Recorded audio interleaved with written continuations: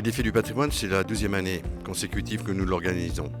C'est un événement qui a de nature à apporter au monde des CGP des réponses à leurs interrogations, peut-être des éclairages quant à la construction dans leur portefeuille ou des problématiques liées à l'activité de gestion de patrimoine au quotidien. Plein de sujets sont abordés. Dans un premier temps, nous avons donc eu des sujets liés à tout ce qui concerne l'environnement macroéconomique. Ensuite, bien entendu, les allocations d'actifs. On parlera d'immobilier, on parlera de gestion de performance absolue, d'assurance. Tous les sujets seront abordés durant toute la journée.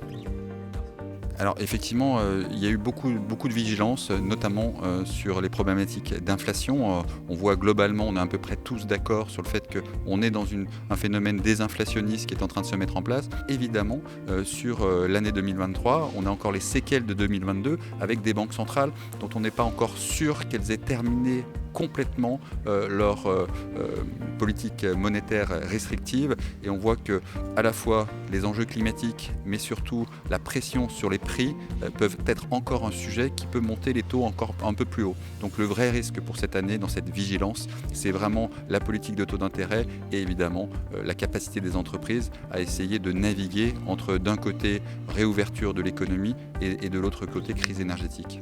Nous sommes très heureux de participer à nouveau au défi du patrimoine. Nous sommes fortement investis dans nos fonds aujourd'hui, car nous pensons que la détente sur les prix du gaz va jouer un rôle important à court terme.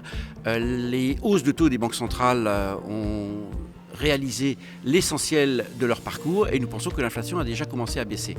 À partir du moment où les taux d'emploi sont particulièrement élevés en Europe et aux États-Unis et que nous n'attendons pas de récession majeure, nous pensons que les actions ont un potentiel de revalorisation très substantiel, même si elles ont connu un fort rebond depuis le mois de septembre. Dans ce contexte, nous privilégions dans notre gamme le fonds Clarté en Valeurs, qui est le fonds emblématique de la maison, principalement investi en large cap européenne.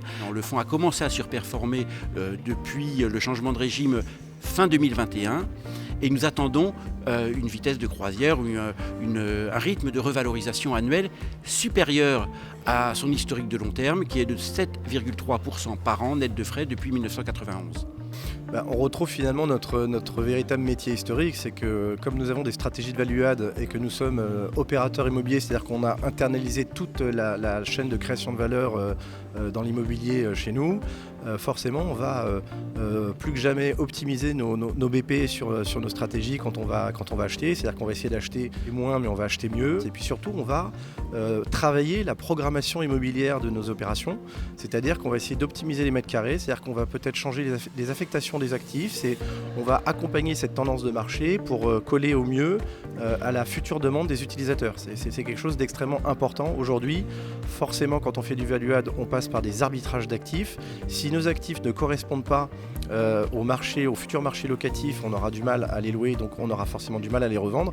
Et de la même façon, s'ils ne correspondent pas aux nouveaux usages et à ces tendances, on ne trouvera pas forcément preneur ou acquéreur auprès de notre clientèle institutionnelle qui va acheter nos actifs une fois qu'ils seront placés.